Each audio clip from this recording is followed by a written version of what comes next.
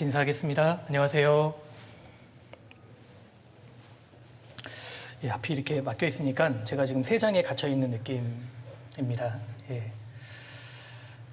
잠깐 같이 기도하고 오늘 또 공과를 시작하겠습니다. 같이 기도하시겠습니다.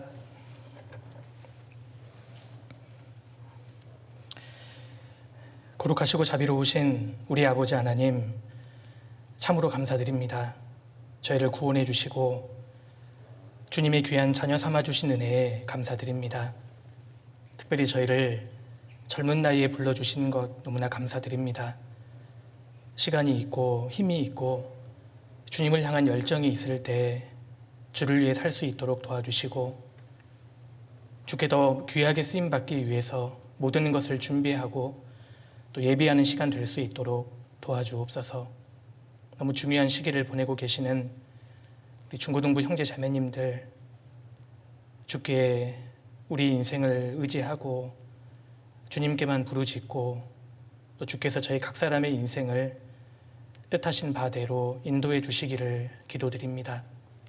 오늘 영원한 영광과 또 상급에 대한 말씀을 같이 나누고자 합니다. 주님의 귀한 말씀이 우리 마음 가운데 새겨질 수 있도록 도와주옵소서. 말씀의 시종을 주께 의지합니다. 저희를 언제나 사랑하시는 예수님 이름으로 기도드렸습니다. 아멘. 우리 성경 같이 찾으시겠습니다. 요한 2서입니다.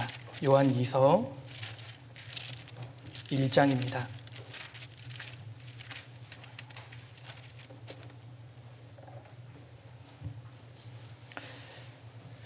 요한 2서, 요한 1서 다음에 있는 성경입니다. 요한 2서 8절입니다. 8절.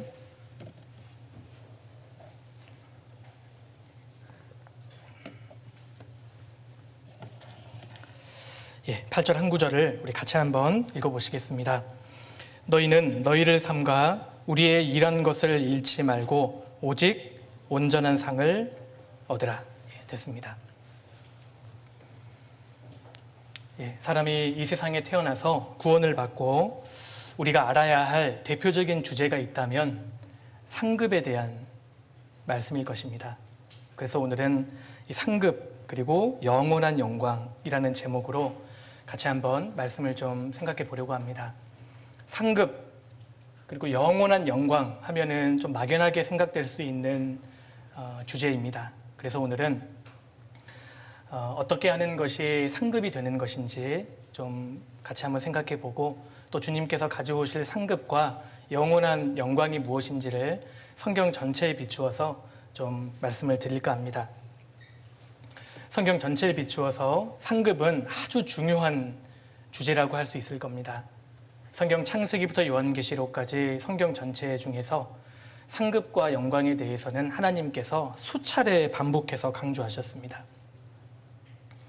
예수님께서 마태복음 5장에서 8가지 복, 8복에 대해서 말씀하셨는데 8복의 시작이 심령이 가난한 자는 복이 있나니 천국이 저희 것이며 그렇게 말씀하셨습니다. 주님께서 말씀하신 첫 번째 복은 천국이 저희 것이며 천국을 소유한 사람이 복된 사람이고요. 8복의 맨 마지막 복이 무엇이냐면 너희에게 복이 있나니 기뻐하고 즐거워하라. 하늘에 너희의 상이 큼이라. 이게 8복의 마지막이었습니다. 그러니까 8복의 시작은 천국이고요. 8복의 마지막은 상급이었습니다. 그래서 우리 주님이 말씀하시기를 이 세상에 태어나서 천국을 소유한 사람 그리고 상급을 소유한 사람은 가장 복된 사람이다. 그렇게 강조하신 겁니다. 우리 주님께서 직접 말씀하셨기 때문에 반대로 천국을 잃어버리고 상급을 잃어버린 사람은 가장 불행한 사람이라고 할 수 있을 겁니다. 성경 전체 속에서 중요하지 않은 말씀이 없지요. 다 중요합니다. 창세기부터 요한계시록까지 성경에 한 번만 언급되어 있는 말씀도 중요한 말씀이에요. 그런데 성경 창세기부터 요한계시록까지 영광과 상급에 대한 말씀은 셀 수 없을 정도로 반복되고 있습니다. 그러니 얼마나 중요한 말씀이겠어요. 성경에서 아주 많은 지면을 할애하고 있는 말씀이 바로 상급 그리고 영광에 대한 말씀입니다. 자, 요한 2서 찾은 말씀 8절 제가 다시 읽겠습니다. 너희는 너희를 삼가 우리의 일한 것을 잃지 말고 오직 온전한 상을 얻으라. 오직 온전한 상을 얻으라. 이 말씀을 하신 분이 사도 요한입니다.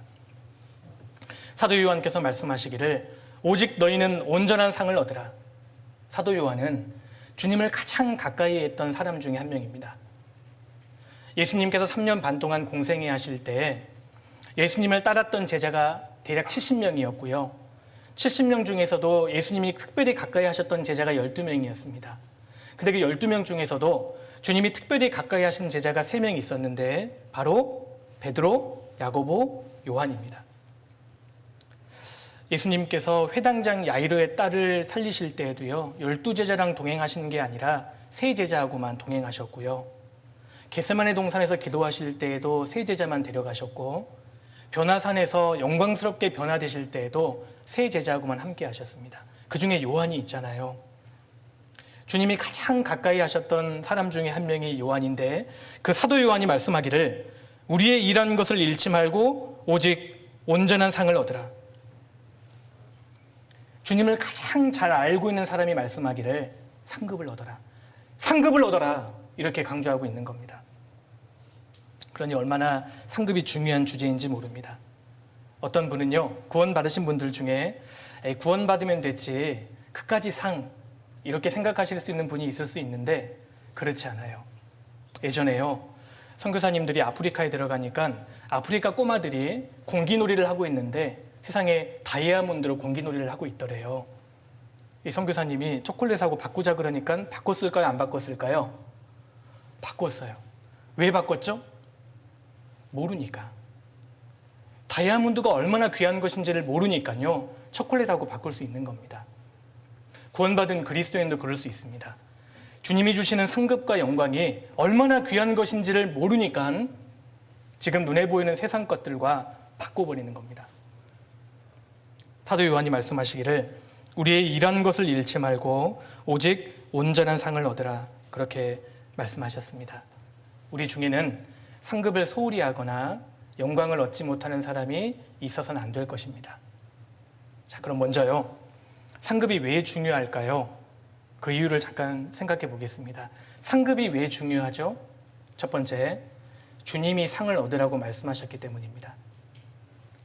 우리 주님이 직접 상급을 얻으라고 강조하셨기 때문에 상급은 중요한 것입니다. 그리고 두 번째로, 상급은 왜 중요하죠?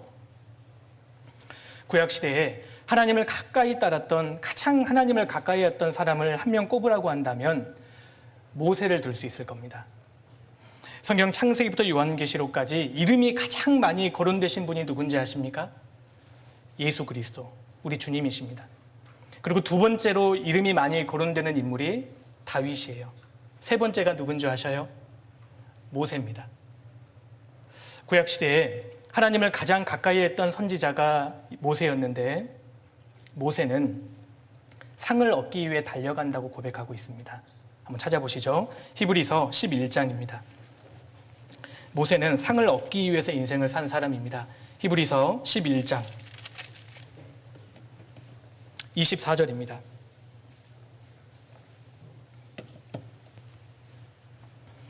히브리서 11장 24절. 믿음으로 모세는 장성하여 바로의 공주의 아들이라 칭함을 거절하고 도리어 하나님의 백성과 함께 고난받기를 잠시 죄악의 낙을 누리는 것보다 더 좋아하고 그리스도를 위하여 받는 능욕을 애굽의 모든 보화보다 더 큰 재물로 여겼으니 이는 상 주심을 바라봄이라.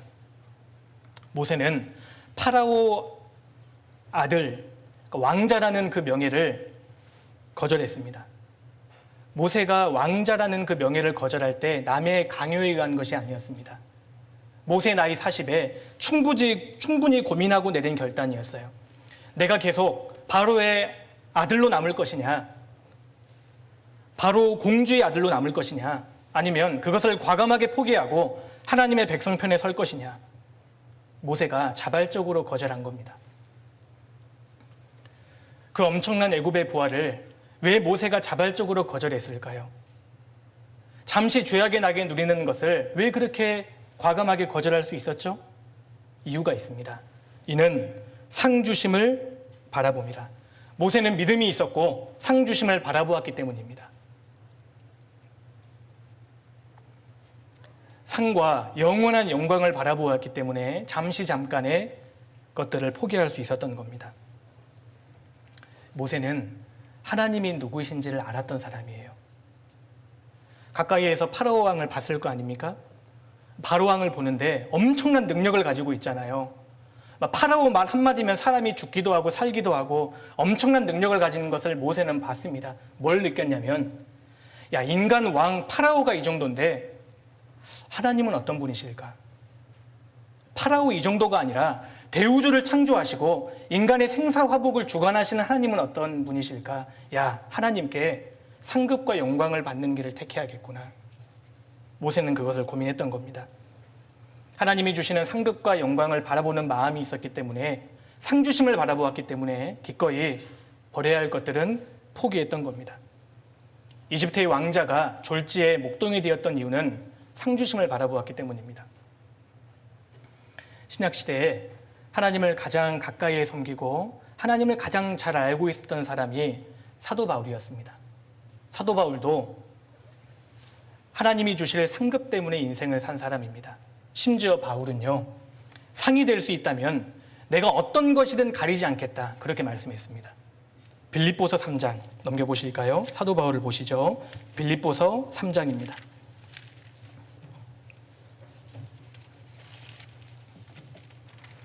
빌립보서 3장 13절입니다. 사도 바울이 이렇게 말씀하고 있는 겁니다. 빌립보서 3장 13절. 형제들아, 나는 아직 내가 잡은 줄로 여기지 아니하고 오직 한 일, 즉 뒤에 있는 것은 잊어버리고 앞에 있는 것을 잡으려고 표대를 향하여 그리스도 예수 안에서 하나님의 위에서 부르신 부름의 상을 위하여 쫓아가노라. 형제들아, 나는 아직 내가 잡은 줄로 여기지 아니하고 오직 한 일, 즉 뒤에 있는 것은 잊어버리고. 사도 바울이 이 말씀을 할 당시에는 이미 받을 상이 참 많을 때였습니다. 그런데 말씀하기를 뒤에 있는 것은 다 잊어버리고 지금까지 한 것은 다 잊어버리고 지금부터 다시 시작한다는 마음을 가지고 부르신 부름의 상을 위하여 쫓아가노라. 사도 바울이 이렇게 고백하고 있습니다. 하나님께서 위에서 부르신 부름의 상을 위하여. 사도 바울의 마음을 딱 붙잡고 있던 게 있었는데요, 그것이 바로 상급이었습니다. 우리도 우리의 마음을 상급에 붙잡힐 필요가 있습니다. 그건 욕심이 아닙니다. 왜 신앙생활을 하느냐? 주님이 주실 상급 때문에 한다. 그것은 욕심이 아닙니다. 나이가 어린 꼬마들은요, 재미있는 거 좋아하잖아요. 조금 나이가 먹어서 어른 되면은요, 돈 되는 걸 좋아합니다. 그리스도인들은요, 상 되는 것, 상이 될 수만 있다면 어떤 것이든 가리지 않겠다, 그 마음이 필요합니다. 어떤 분이 이렇게 질문하시더라고요. 순수한 동기로 신앙생활 해야지 상급을 바라고 뭔가를 바라고 신앙생활 하는 것은 순수하지 못한 것 같다, 그렇게 말씀하신 분들 계시는데 그렇지 않습니다. 상급을 바라보고 신앙생활 하는 것은 잘못된 게 아니에요. 왜 직장인이 직장생활 하는 줄 아셔요? 자아실현? 아닙니다. 사실 월급 보고 하는 거예요. 돈 때문에 하는 겁니다.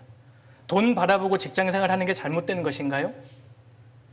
학생들 시험 보게 해놓고요, 시험 1등한 사람에게 뭐 주겠다 거는 거, 그거 잘못된 거 아닙니다. 그거 성경적이라고 할 수 있습니다.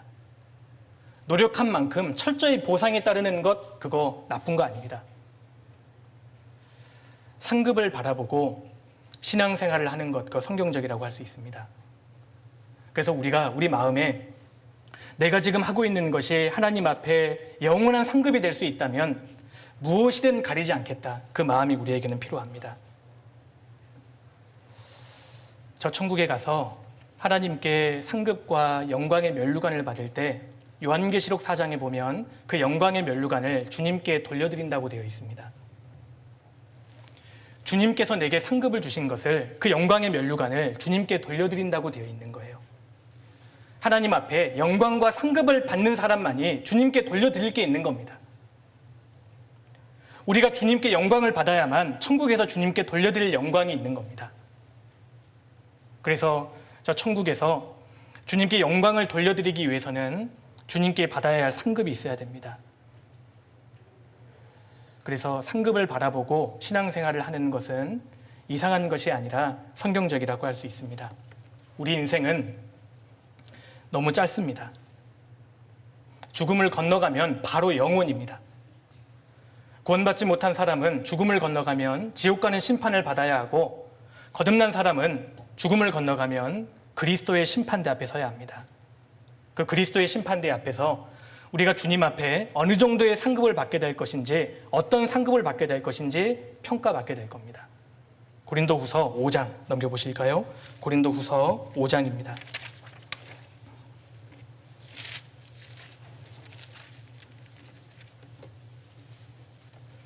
고린도후서 5장 9절입니다.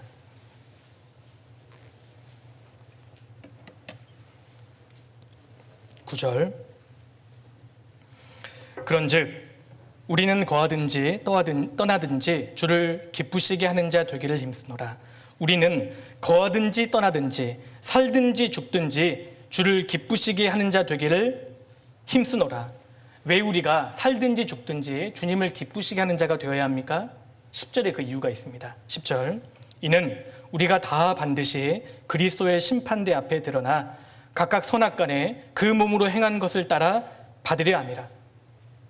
사실 우리가요, 고린도후서 5장 10절 말씀을 읽을 때마다 간담이 서늘해져야 합니다. 두려워해야 돼요. 그리스도의 심판대 앞에 모든 것이 드러나서 선악간의 심판을 받게 될 겁니다. 11절. 우리가 주의 두려우심을 알므로 사람을 권하노니 우리가 하나님 앞에 알리워졌고 또 너희의 양심에도 알리워졌기를 바라노라. 우리가 주의 두려우심을 알므로, 우리는 주님이 얼마나 두려운 분인지를 알기 때문에 너희를 권한다, 그 뜻입니다. 예수님이 얼마나 두려운 분인지 아십니까? 주님은 산자와 죽은 자의 재판자십니다. 머지않아 역사상 구원받지 못한 모든 사람을 심판하실 분이 우리 주님이시고, 구원받은 모든 그리스도인들을 심판하실 분도 우리 주님이십니다. 그 두려우신 주님 앞에 우리가 머지않아 서게 됩니다. 주님이 집행하시는 이 그리스도의 심판대는 굉장히 공정하고 아주 철저하게 집행될 겁니다. 하나님께서는 각 사람이 행한 대로 정확하게 심판하셔요. 그리고 누가 얼마만큼 상을 얻게 될 것인지, 누가 얼마만큼 상을 잃어버리게 될 것인지 주님이 정확하게 심판하실 겁니다. 심판대가 있기 때문에 우리가 살아있는 동안 어떻게 신앙생활을 해야 할지 이 문제를 확실하게 할 필요가 있습니다. 그래서요, 이제 어떻게 하는 것이 상급이 될 것인지 좀 설명을 드릴까 합니다. 우리가 어떻게 사는 것이 영원한 상급으로 남을까요? 첫 번째 방법이 있습니다. 누가복음 19장 찾아보시겠습니다. 누가복음 19장 12절입니다. 누가복음 19장 12절부터는 그 문화비유가 나옵니다. 문화비유 12절 보시죠. 가라사대 어떤 귀인이 왕위를 받아가지고 오려고 먼 나라로 갈 때에 그 종 열을 불러 은 10문화를 주며 이르되 내가 돌아오기까지 장사하라 하니라. 그런데 그 백성이 저를 미워하여 사자를 뒤로 보내어 가로되 우리는 이 사람이 우리의 왕됨을 원치 아니하노이다 하였더라. 귀인이 왕위를 받아 가지고 돌아와서 은 준 종들의 각각 어떻게 장사한 것을 알고자 하여 저희를 부르니. 자, 문화비유에 대해서 잠깐 간단하게 설명드리겠습니다. 문화비유는 사실 간단한 내용입니다. 자, 보셔요. 누가복음 19장에 문화비유가 나오는데 첫 번째 등장하는 인물이 귀인입니다. 귀인, 아주 귀한 사람, 귀인인데 귀인은 우리 주님을 가리킵니다. 바로 예수님입니다. 그리고 이 귀인이 10명의 종들을 불러서 한 문화씩을 나눠주잖아요. 여기 10명의 종들이 있는데 이 10명의 종은 모든 구원받은 그리스도인들을 가리킵니다. 그래서 구원받은 모든 성도를 가리킨다고 할 수 있습니다. 그리고 귀인이 10명의 종들에게 한 문화씩을 나눠주면서 장사하라라고 말씀하셨죠. 10명의 종들에게 나누어졌던 한 문화는 이건 구원이 아니고요, 구원받은 모든 사람에게 주시는 기본 상급이라고 할 수 있습니다. 그래서 구원받은 사람에게는 주님께서 기본 상급을 주십니다. 그리고 장사하라 그렇게 하셨죠? 남기라는 겁니다. 그런데 귀인을 싫어하는 사람이 나오는데 14절에 그 백성이라고 나오죠. 백성들. 이 백성들은 구원받지 못한 사람들을 가리킵니다. 구원받지 못한 사람들인데 나중에 귀인이 왕위를 받아가지고 돌아올 때, 그러니까 우리 주님이 재림하실 때 이 백성들을 뭐라고 호칭하시냐면요, 원수라고 호칭하셔요. 19장 27절. 그리고 나의 왕됨을 원치 아니하던 저 원수들을 이리로 끌어다가 내 앞에서 죽이라 하였느니라. 백성이 원수로 칭해지고 있죠. 구원받지 못한 모든 사람들이 주님 재림하실 때는 원수로 드러나는 겁니다. 죽이라, 둘째 사망, 불못입니다. 하나님께서는 이 사람들을 심판하시고 영원한 지옥에 던지시는 겁니다. 자, 그런데 귀인인 예수님께서 재림하실 때 10명의 종들 중에요, 크게 세 부류로 갈라집니다. 첫 번째는 주님이 나누어 주셨던 한 문화로 10문화를 남긴 사람, 두 번째는 5문화를 남긴 사람, 그리고 세 번째는요, 이 한 문화를 그대로 수건에 싸두어서 가져온 사람, 그냥 한 문화를 그대로 가지고 온 사람입니다. 10문화 남긴 사람, 결과적으로 몇 개 남긴 거예요? 10개 남긴 거예요? 11개 남긴 거예요? 헷갈리신 거예요? 아무 생각이 없으신 거예요? 이 사람 몇 개 남긴 겁니까? 11개 남긴 거예요? 10개 남긴 거예요? 10개 남긴 거예요. 10개. 그러니까 한 문화를 불려서 9개를 번 거죠. 결과적으로는 10개를 남긴 거라고 할 수 있습니다. 16절에 나오죠. 16절에 그 첫째가 나와 가로되 주여 주의 한 문화로 10문화를 남겼나이다. 주인이 이르되 잘하였다 착한 종이여, 내가 지극히 작은 것에 충성하였으니 10고을 권세를 차지하라. 10문화가 10고을로 주님께서 갚아주신 겁니다. 내가 지극히 작은 것에 충성하였으니 10고을 권세를 차지하라. 문화가요, 오늘날 화폐로 따지면은 한 300만 원에서 한 500만 원 정도 된다고 합니다. 300만 원에서 500만 원 정도의 가치의 문화가 고을로 바뀌었으니까 고을이 영어로 시티입니다. 도시로 바뀐 거예요. 그러니까 10개의 도시를 차지한 겁니다. 이 사람 뭐가 된 겁니까? 10개의 도시를 다스리는 시장이 된 거예요. 그러니까 우리가 주님께 남겼던 건 사실 작은 건데 주님께서 엄청나게 큰 것으로 갚아주실 거라는 걸 의미합니다. 그리고 두 번째로 5문화 남긴 사람에게도 너도 5고를 차지하라, 그렇게 말씀하셨습니다. 그런데요, 문제는 이 사람이에요. 받은 문화를 수건에 그대로 싸가지고 가져온 사람입니다. 이 주님께서 이 사람을 호되게 책망하셨습니다. 자, 보셔요. 22절입니다. 주인이 이르되 악한 종아, 내가 내 말로 너를 판단하노니 너는 내가 두지 않은 것을 취하고 심지 않은 것을 거두는 엄한 사람인 줄을 알았느냐? 그러면 어찌하여 내 은을 은행에 두지 아니하였느냐? 그리하였다면 내가 와서 그 별리까지 찾았으리라 하고. 주님 말씀하시기를 어찌하여 이것을 은행에 두지 아니하였느냐? 그리하였다면 내가 와서 그 별리까지 찾았으리라.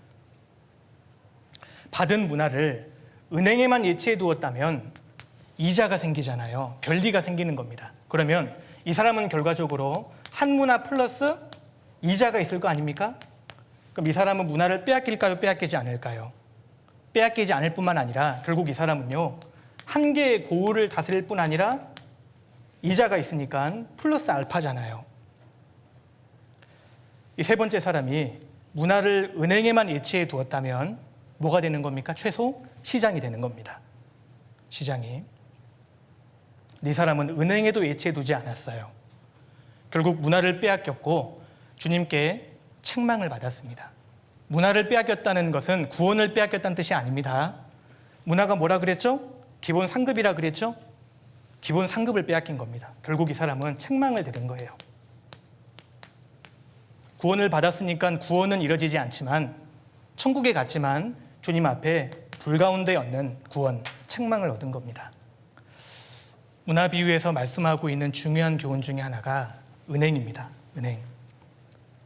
어찌하여 은행에 일체 두지 않았느냐?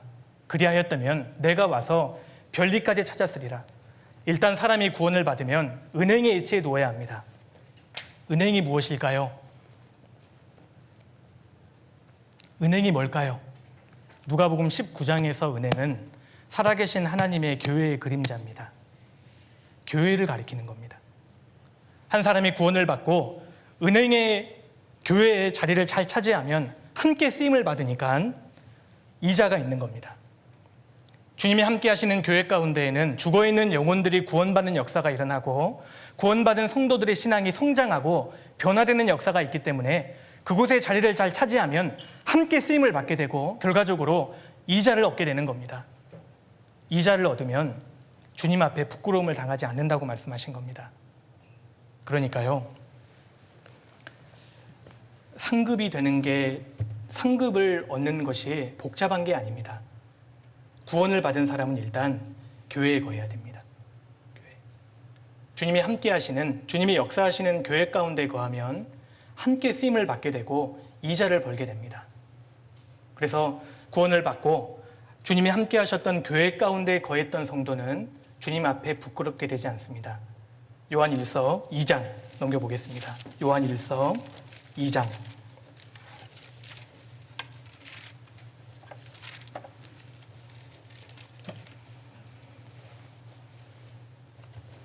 요한일서 2장 28절입니다.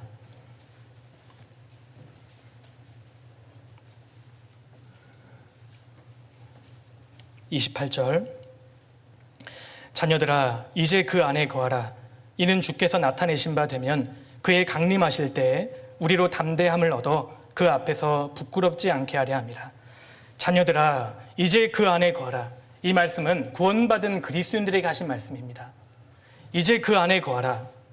이는 주께서 나타내신 바 되면 그의 강림하실 때, 주님이 재림하실 때 우리로 담대함을 얻어 그 앞에서 부끄럽지 않게 하려 함이라. 주님 안에 거했던 성도, 주님의 몸된 교회 안에 거했던 성도는 주님이 재림하실 때 부끄럽게 되지 않습니다. 왜냐하면 이자가 있으니까요. 그래서 한 사람이 나는 구원을 받고 10년 동안 교회 안에 잘 거했다. 그 사람에게 상급이 없을까요? 상급이 있습니다. 내가 오래 구원받고 1년 동안 교제 가운데 그래도 있었다. 그 사람에게 상급이 없겠어요? 상급이 있습니다. 오늘 날씨도 안 좋고 집에서 좀 쉬고 싶고 그랬는데 교회당에 와서 말씀을 들었다. 여기 앉아 계시는 형제자매들에게 상급이 없을까요? 상급이 있습니다. 상급을 얻는 것이 사실 복잡한 게 아닙니다. 실제적인 겁니다. 그래서 구원을 받고 구원받은 사람 무리 가운데 연결되면 자동으로 상을 얻게 됩니다. 그래서 첫 번째, 상급을 얻을 수 있는 첫 번째 방법입니다. 교제 안에 거하셔야 됩니다. 교회 안에 거하셔야 합니다. 그것이 상을 얻을 수 있는 첫 번째 방법이고요. 자, 두 번째로 교회 안에서 구원받은 형제 자매님들이 힘들어하고 어려워할 때 도와주고 구원받은 형제 자매님들에게 잘해주고 그것이 다 상으로 남는다고 주님은 말씀하셨습니다. 히브리서 찾아보시죠. 히브리서 6장입니다. 히브리서 6장 10절입니다. 자, 구원을 받은 사람이 주님이 함께 하시는 교회 가운데 거하면 상급이 되고요. 두 번째로 구원받은 성도에게 잘하는 것이 분명히 상으로 남을 거라고 말씀하셨습니다. 히브리서 6장 10절. 하나님이 불의치 아니하사 너희 행위와 그의 이름을 위하여 나타낸 사랑으로 이미 성도를 섬긴 것과 이제도 섬기는 것을 잊어버리지 아니하시느니라. 성도를 섬기는 것, 주님의 사랑으로 성도에게 잘해주는 것, 성도를 섬기는 것은 주님께서 반드시 상과 영광으로 갚아주신다고 말씀하신 겁니다. 마태복음 25장에서요, 주님께서 이런 말씀을 하셨습니다. 주님 앞에 선 천국에 간 의인들에게 하시는 말씀인데 마태복음 25장 40절에 너희가 여기 내 형제 곧 지극히 작은 자 하나에게 한 것이 곧 내게 한 것이니라. 주님이 그렇게 말씀하셨습니다. 머지않아 우리가 천국에 갔을 때 깜짝 놀라게 될 거예요. 주님 이 말씀이 사실이라는 걸 알고 놀라게 되는 겁니다. 너희 중에 지극히 작은 자 하나에게 한 것이 곧 내게 한 것이니라. 구원받은 성도에게 했던 것이 주님께 직접 했다라는 것을 알고 우리가 충격을 받게 될 겁니다.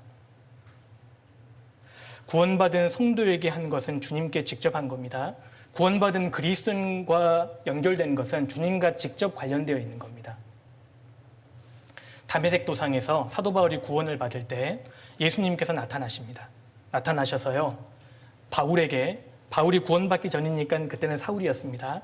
사울아 사울아 내가 어찌하여 나를 핍박하느냐. 주님이 그렇게 물으셨습니다. 사울이 깜짝 놀라서요, 주여 뉘시오니이까. 주님 말씀하시기를 나는 내가 핍박하는 예수라. 사도 바울은 예수님 직접 만난 적이 없습니다. 사도 바울은 예수님 핍박한 적이 없어요. 예수님을 믿는 그리스도인들을 핍박했죠. 근데 주님 말씀하시기를 너 왜 나를 핍박하니?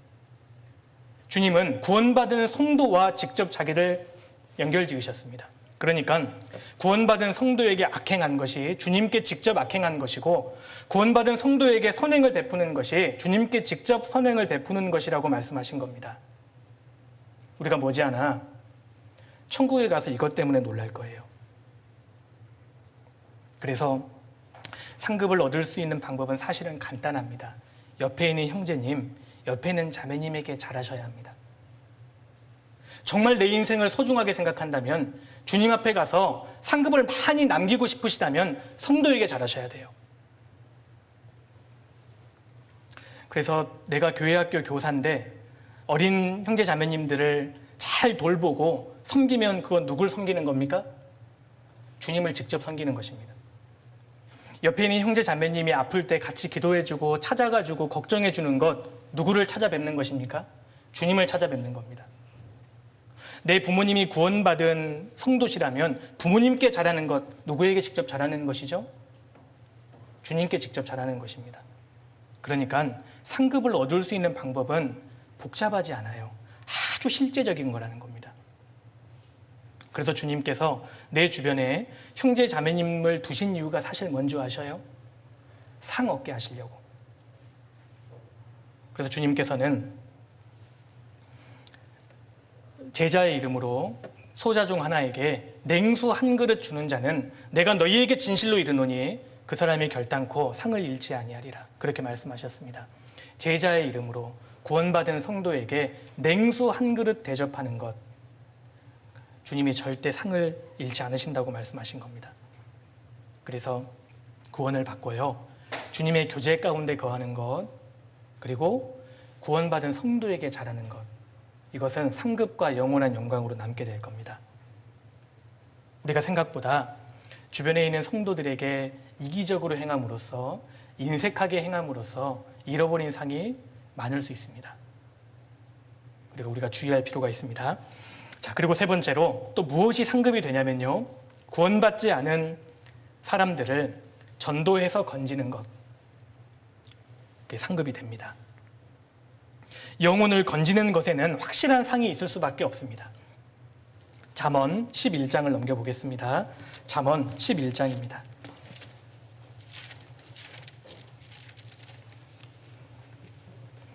잠언 11장 18절입니다. 잠언 11장 18절. 악인의 삭은 허무하되 의를 뿌린 자의 상은 확실하니라. 30절도 보시겠습니다. 30절. 의인의 열매는 생명나무라. 지혜로운 자는 사람을 얻느니라. 누가 정말 지혜로운 사람일까요? 사람을 얻는 사람. 주님 품으로 사람을 인도하는 사람은 가장 지혜로운 사람인 겁니다. 왜냐하면 한 사람의 영혼은 불멸입니다. 사람의 영혼은 영원히 죽지 않아요. 우리가 눈에 보이는 태양도 불덩어리입니다. 에너지 덩어리잖아요. 언젠가는 없어집니다. 우리가 밟고 서 있는 이 지구도 언젠가는 사라지잖아요. 그런데 영원히 없어지지 않는 게 있는데 그것이 사람의 영혼입니다. 사람의 영혼. 그러니까 사람의 영혼을 건지는 사람, 그 사람의 인생은 영원히 남게 되는 겁니다. 악인의 삭선 허무하되 의를 뿌린 자의 상은 확실하니라. 주님의 복음을 전해서 그 영혼을 건지는 사람에게 상이 없겠습니까? 그 사람의 상은 확실합니다.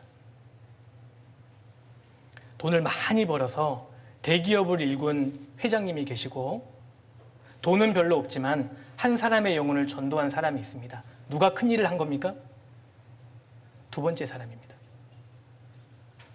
대기업을 일구었다 하더라도 시간 지나면 없어집니다. 이 세상도 정욕도 없어지되 하나님의 뜻을 행하는 이는 영원히 거하느니라. 그래서 우리 인생을 사람의 영혼을 건지는데, 한 사람의 영혼을 주님 품으로 인도하는데 인생에 초점을 맞춰야 합니다. 그 사람이 인생의 설계를 잘하는 것이라고 할 수 있습니다. 시간이 지나면 모든 세대는 없어집니다. 그런데 영혼을 건졌던 일만 남게 되는 거예요. 그리스도인들이 왜 이 세상에 존재합니까? 왜 우리가 이 땅에 존재하고 있죠? 왜 우리가 공부하고 있습니까? 사실 답은 간단해요. 한 사람의 영혼이라도 주님 품으로 인도하기 위해서 하는 겁니다. 내가 지금 학교에서 공부하는 것이, 가정에서 성실히 준비하는 것이 주님 복음을 전하는 데 반드시 사용됩니다. 내가 지금 외우고 있는 영어 단어가 나중에 외국인 전도하는 데 사용됩니다. 성실하게 공부할 필요가 있습니다. 우리 지금 형제 자매님들은 준비하는 기간입니다. 그것도 주님 안에서 준비하는 기간이고 복음을 전하기 위해서 예비하는 기간입니다. 그러니까 주님이 얼마나 특별히 보시겠어요. 준비하셔야 합니다. 많은 사람을 옳은 대로 돌아오게 하는 자는 별과 같이 영원토록 비치리라. 별이 되고 싶으셔요? 밤하늘에 떠 있는 정말 빛난 별이 되고 싶습니까?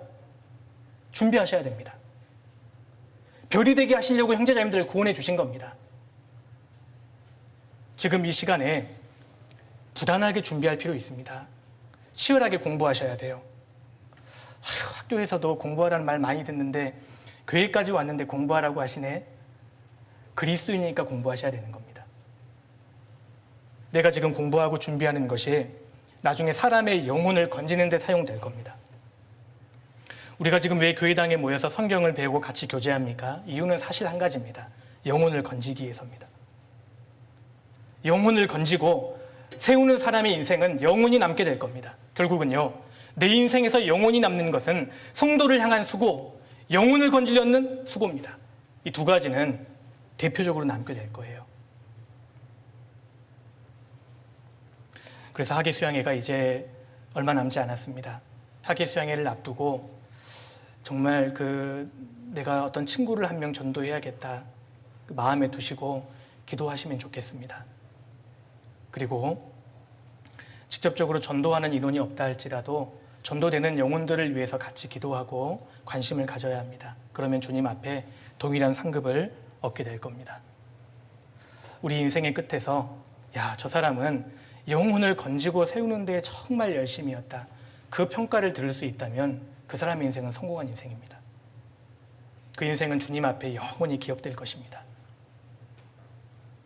그리고 네 번째로요, 또 무엇이 상이 되냐면 주님의 말씀을 붙잡고 살아갔던 모든 시간은 상급으로 남게 될 겁니다. 시편 19편도 찾아보겠습니다. 시편 19편입니다.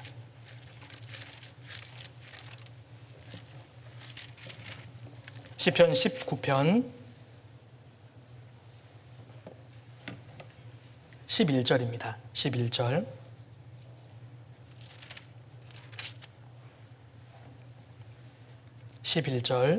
또 주의 종이 이로 경계를 받고 이를 지킴으로 상이 크니이다. 주님 말씀을 듣고 일상생활 가운데 주님 말씀을 지키기 위해 살아갔던 모든 삶은 영원한 상급으로 남게 될 겁니다. 그래서 우리 여기 계시는 우리 중고등부 형제 자매님들이 한 가정에서는 지금 자녀들이시잖아요. 그리고 학교에서는 학생이실 겁니다. 이렇게 살면 상이 될 거예요. 골로새서 3장을 넘겨보겠습니다. 골로새서 3장 골로새서 3장 20절입니다.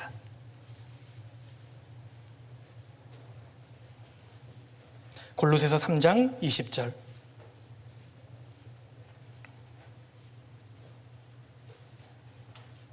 자녀들아 모든 일에 부모에게 순종하라.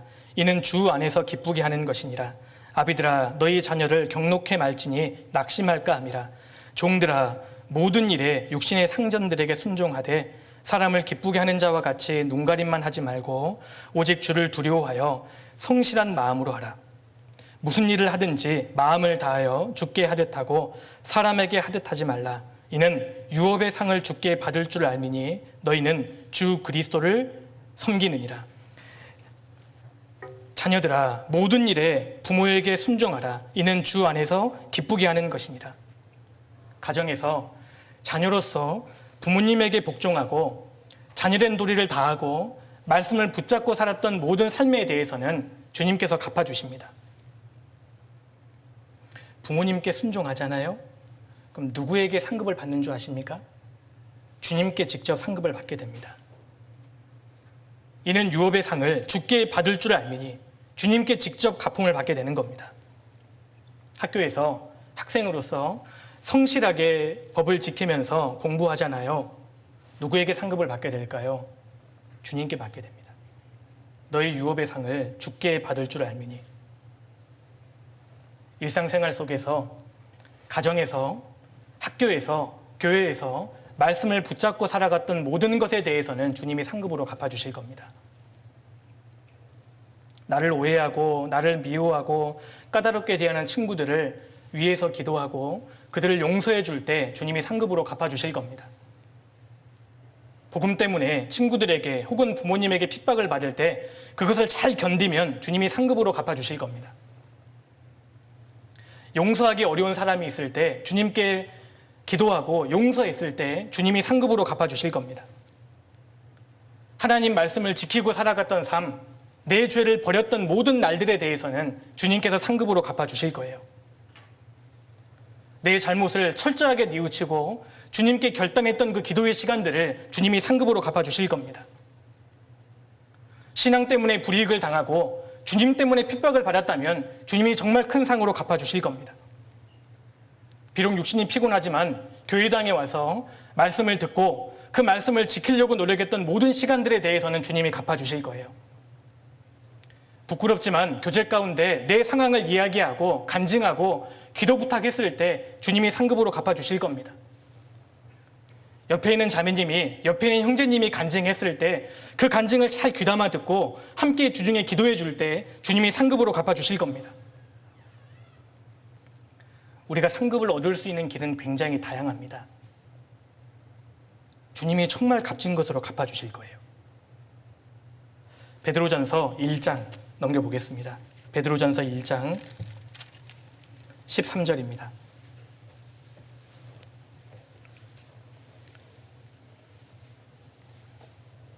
베드로전서 1장 13절.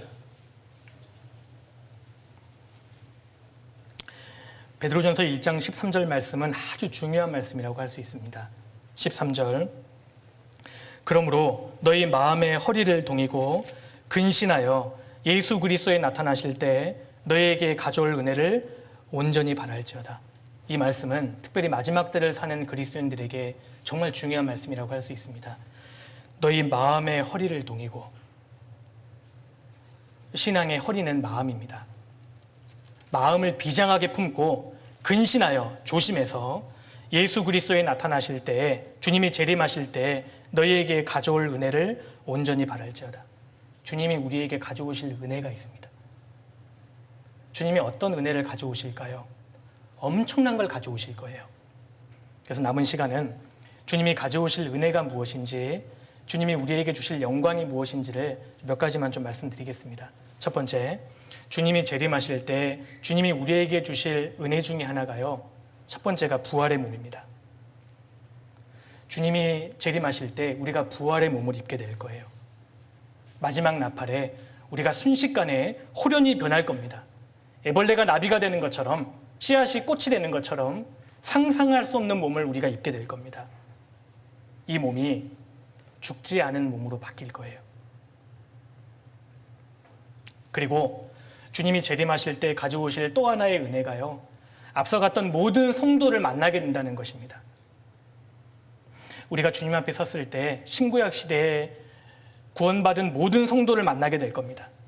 그리하여 우리가 항상 주와 함께 있으리라. 그러므로 이 여러 말로 서로 위로하라. 주님 앞에 만나게 될 겁니다. 여기 지금 옆에 계시는 형제자매님들, 주님이 재림하실 때 다 같이 만나게 될 겁니다. 구약시대에 구원받았던 아브라함 만나게 될 겁니다. 이삭도 만나게 될 것이고 야곱도 만나게 될 겁니다. 우리가 그토록 보고 싶어 했던 사도 바울도 만나게 될 겁니다. 그리고 혹시 내 가족 중에 구원을 받고 먼저 주님 품으로 가신 분이 있다면 그분도 머지않아 만나게 됩니다. 만나되 영원히 만나게 될 겁니다. 그리고 주님이 재림하실 때 가져오실 엄청난 축복 중에 하나가 우리가 주님을 만나게 된다는 사실입니다. 우리가 직접 대면해서 주님의 얼굴을 보게 될 겁니다. 나를 직접 만드신 그분, 나를 죽기까지 사랑하신 그분을 직접 만나게 됩니다. 사실 이것보다 놀라운 것은 없을 겁니다. 고린도전서 13장에 우리가 이제는 거울로 보는 것 같이 희미하나 그때는 얼굴과 얼굴을 대하여 볼 것이요. 이 당시의 거울은 청동제 거울이어서 거울을 보더라도 희미했습니다. 희미하지만 그때에는 얼굴과 얼굴을 대하여 볼 것 같이 뚜렷하게 볼 것이다. 그때에는 주께서 나를 아신 것 같이 내가 온전히 알리라. 우리 머지않아 주님 만나게 될 겁니다. 나를 진짜 사랑하시고 나를 위해 실제로 십자가에 달리신 주님을 만나게 될 겁니다. 사복음서에 나왔던 주님을 직접 보게 될 거예요. 그때 우리가 얼마나 황홀할까요? 그날이 머지 않았습니다.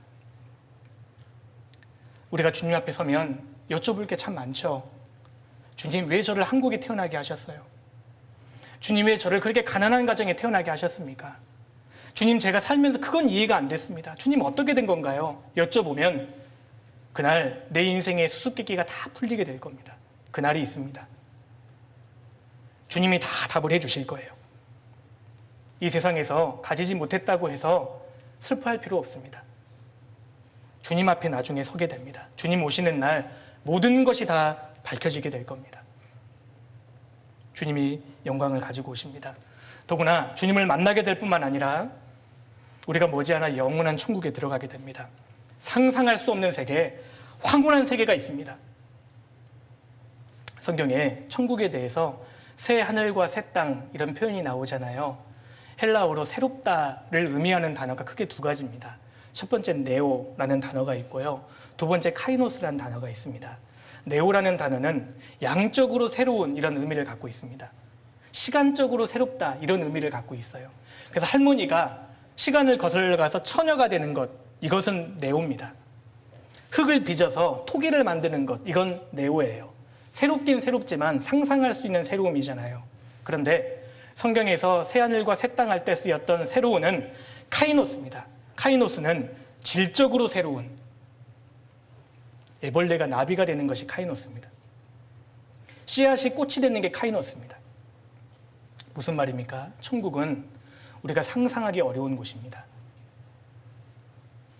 완벽한 예술가이신 하나님께서, 완벽한 과학자이신 하나님께서 엄청난 세계를 만들고 우리를 지금 부르시는 겁니다. 그곳이 바로 천국입니다. 우리가 그곳에서 복락의 강수를 마시고 생명나무의 실과를 먹게 될 겁니다. 그곳이 있습니다.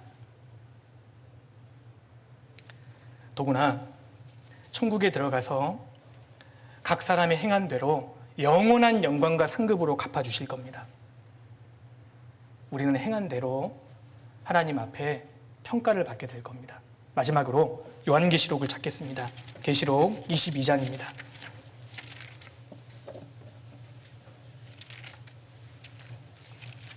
요한계시록 22장 12절입니다.